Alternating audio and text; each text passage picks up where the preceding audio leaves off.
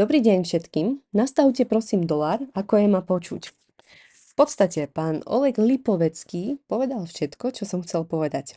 Áno, veľmi pekne ďakujem, Aleksandr Bronislavovič. Ďakujem Olegovi Lipoveckému. A ja to len trochu zopakujem v ruskej transkripcii. Chcem povedať, že náš tým napriek šialenému teplu je 50 stupňov, pokračuje v práci v krajinách GCC, čo je Gulf Corp Cooperation Council, teda Rade krajín zálivu. Niekto to nazýva Perským zálivom. Arábi to volajú Arabský záliv. Patrí tam Bahrajn, Kuvejt, Oman, Katar, Saudská Arábia a Spojené arabské emiráty.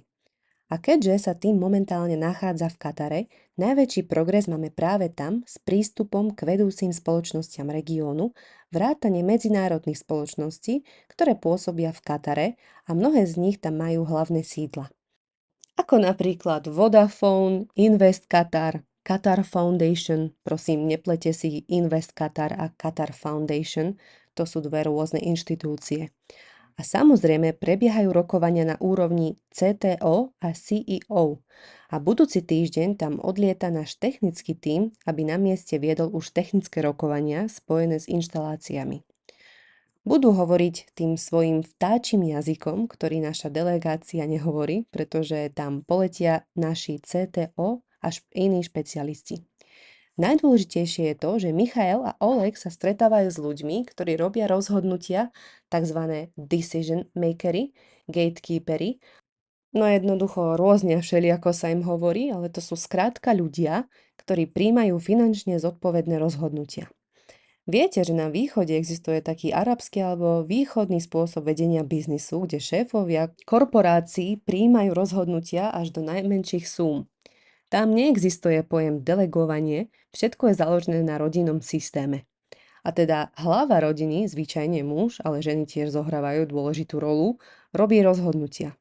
Náš tým teda bude musieť zostať v Katare až do konca júna, pravdepodobne kvôli veľkému objemu práce. Táto práca si vyžaduje, viete, tam existuje také pravidlo alebo technika, ktorú používajú východní ľudia. Dohodnú si stretnutie, potom ho dvakrát zrušia alebo presunú a až potom, ak ľudia stále ostanú, dohodnú reálne stretnutie. Takto si overujeme, či to myslíte vážne. Či ste tu len dočasne alebo s dlhodobým záujmom. Máme veľmi dôležitú dohodu s MCIT, Ministerstvom digitalizácie Kataru, o dokumente, ktorý potvrdí, že naša platforma GemTeam plne zodpovedá požiadavkám na IT riešenia odporúčaným na zavádzanie v Spojených štátoch. Tento dokument netrpezlivo očakávame, veľmi nám pomôže. A keď to budeme mať vyriešené, otvorene vám o tom všetkom povieme. Chcem vám pripomenúť, že v tomto smere sa hýbeme už viac než rok. Na začiatku to samozrejme nebolo také konkrétne. Chodili sme na stretnutia, viedli sme rozhovory, delegácia rokovala nielen o produkte Gem, ale aj o hlavnom produkte. Na začiatku sme začínali s hlavným a teraz začíname s Gem Team, ale v každom prípade sa stretávame s tými istými decision makermi. Viete, že sme sa zúčastnili viacerých podujatí v Katare, tiež mnohých akcií v Uzbekistane, kde bola prítomná aj katarská delegácia a tak ďalej. Túto cestu absolvujeme krok za krokom. Nie je taká rýchla a jednoduchá, ako sme dúfali na začiatku. Ale najdôležitejšie je, že máme správny smer, máme ľudí, s ktorými sa treba stretnúť a hlavne máme veľmi konkurencieschopný produkt. A keď prichádzame s konkurencieschopným produktom, vtedy prirodzene dochádza k zrýchleniu nášho pohybu. Ešte raz chcem povedať, že to, čo poviem teraz, je veľmi dôležité pre moje ďalšie vystúpenie. Začínali sme myšlienkou, no ako sa píše vo všetkých náboženských knihách, na počiatku bolo slovo. Slovo, ktoré získalo určitú energiu, ktoré získalo smerovanie a zmysel. A čo je najdôležitejšie, chápeme, kam smerujeme, ako sa hýbeme. A práve o tempe sa teraz budeme rozprávať. Nazval som tento tréning Električka do budúcnosti, pretože ide o úplnú neistotu. Prečo? Existuje veľmi veľa tréningov o budúcnosti, hoci už existujú stovky, tisíce kníh o tom, ako ju formulovať. Sú na to celé metodiky, veľa teórií. A to je v zásade správne, pretože ľudia sa budúcnosti boja. Ľudia sa boja neistoty. To je ako keď zodvihnete mačku alebo psa zo zeme, stratia oporu, začnú sa báť, ale len v prípade, že vám nedôverujú. Takže sa s vami o tom porozprávam. Podelím sa o svoje myšlienky veľmi stručne. Najmä keď zo všetkých informačných kanálov počujeme o blížiacej sa kríze, všetci hovoria, že finančný systém sa rúca, existuje množstvo teórií, nebudem ich teraz rozoberať, poviem len to, ako by som sa ja správal, alebo ako sa ja správam v nadchádzajúcich zmenách. Aby sme v živote dosiahli skutočné zmeny, je dôležité rozlišovať medzi myslením a uvažovaním. Teraz prekliknem na ďalší slajd. Hoci to nesúvisí s pondelkovou konferenciou, ale ak by som viedol tréning, povedal by som, skúste sami nájsť rozdiel medzi týmito dvoma pojmami. Väčšina z vás by povedala, dajme už ďalší slajd, to je nudné, nezvládzem. Ale našim cieľom je rýchlo a efektívne pochopiť tieto pojmy. Pre mňa osobne ten rozdiel vyzerá takto. Myslenie to je to, čo robíme denne. Jednoducho myslíte, keď robíte bežné veci. Je to každodenné, automatické. Ale uvažovanie to je uvažovanie o budúcnosti. Je to energeticky náročné a najmä rozrušujúce. Ale prečo? Pretože nás to vytrháva z automatizmu. Ľudia dávajú prednosť automatickému vykonávaniu známych činností pred uvažovaním o budúcnosti. Najšťastnejšie obdobie, spomínam si, bolo, keď som študoval 5 rokov na Vojenskej akadémii na veľmi náročnej fakulte. Štatistika, teória pravdepodobností, pomerne známa inštitúcia dnes. Keď žijete podľa rozvrhu, vstávate o 6 alebo o 7, potom sú prednášky, samoštúdium, obed, večera, cvičenia, žijete automaticky. Na jednej strane vaša sloboda konania je totálne obmedzená. Nemôžete si plánovať nič okrem občasného opúšťaku alebo dovolenky. Ale na druhej strane všetko je za vás naplánované. Nemusíte premýšľať. A väčšina ľudí nechce na seba preberať túto energetickú záťaž uvažovania o budúcnosti. Nie myslenia, ale práve uvažovania o budúcnosti. Väčšina ľudí žije automaticky a na tom nie je nič zlé. Ako povedal Vysocký, chýbali nám praví vodcovia. Pravých burlivákov je málo. Teda ľudí, ktorí vedia uvažovať a formovať svoju budúcnosť, je málo. Musí to byť úprimná vnútorná túžba.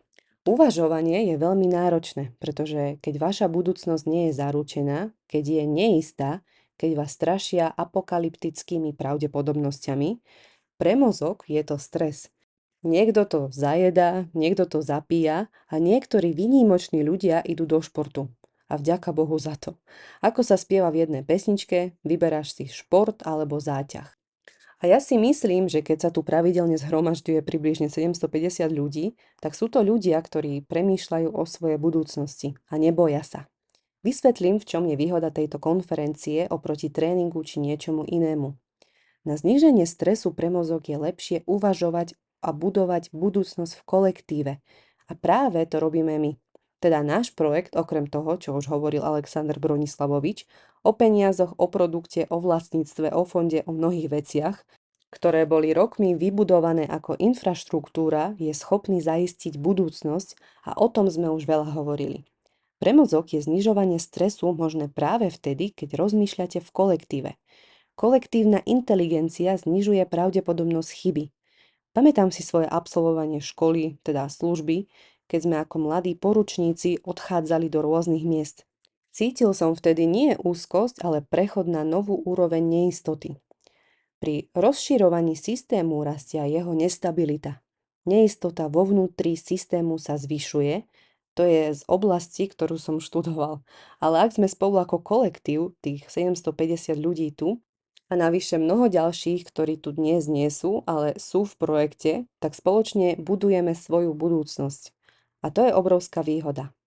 Hovoril som vám o tom, že kolektívna inteligencia, ktorá premýšľa o našej spoločnej budúcnosti, znižuje pravdepodobnosť chyby, pretože premýšľame my, premýšľate vy a to všetko znižuje riziko zle prijatého rozhodnutia.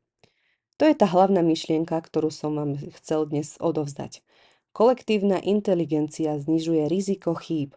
Keď napríklad s lídrami diskutujeme o promoakciách, teraz vám Alexander Bronislavovič povie niečo, z čoho vyskočíte od prekvapenia, tak vždy trváme na tom, aby sa každý vyjadril. Vypočujeme si všetkých, hoci občas vzniknú spory, niekto sa urazí, že ho nepochopili a podobne, ale máme rôzne záujmy, od USA po Indonéziu. Ale je to nesmierne dôležité, pretože chápeme, že týmto spôsobom znižujeme riziko chýb. Nehovorím, že ho vylučujeme, ale znižujeme. Keď žijete v realite určenej každodennou rutinou, vidíte skutočnú realitu, v ktorej žijete. A to je veľmi dôležité, pretože keď vystúpite z rovnováhy a z rutiny, zrazu sa na všetko môžete pozrieť úplne inak. A aj náš projekt je z toho hľadiska ideálny, pretože keď vystúpite zo svojej rutiny, mnohí z vás, z vášho okolia vám začnú hovoriť, že ste zošaleli a podobné nezmysly, čo je úplne pochopiteľné. Ale v skutočnosti sa deje opak, pretože vy môžete zrazu vidieť tých druhých, tých, čo žijú v každodennej rutíne a, ako sa spieva v jednej pesničke, každý deň, rutina, život, všetko v poriadku, bez otázok. Ale tá spokojnosť a každodenná rutina skresľuje obraz reality, v ktorej tí ľudia žijú. Nedokážu objektívne zhodnotiť, ako žijú dnes, ani to, aká budúcnosť ich čaká. Ich budúcnosť nie je objektívna a nie je predurčená, pretože ich rutina je krehká a môže sa kedykoľvek zrútiť. A my, naopak, keď vystúpime z rutiny, začneme uvažovať o svojej budúcnosti s pomocou kolektívneho rozumu. Zvonka to možno vyzerá nestabilne, ale v skutočnosti je to veľmi stabilná pozícia. Pretože spolu, kolektívne s vami budujeme svoju budúcnosť správnym smerom a správnymi metódami. Áno, je to ťažké. Verte, je to ťažké, ale oplatí sa to, pretože tú budúcnosť určite vybudujeme a budeme za to odmenení, za vašu odvahu. Ďakujem vám za pozornosť. Snažil som sa hovoriť veľmi stručne, dúfam, že nie je príliš zložito, ale že som vyjadril myšlienky, ktoré sú pre mňa a pre predstavenstvo veľmi dôležité. My si to všetko uvedomujeme a snažíme sa vám to odovzdávať. Ďakujem za pozornosť a teraz novinky, z ktorých vyskočíte od prekvapenia. Ďakujem.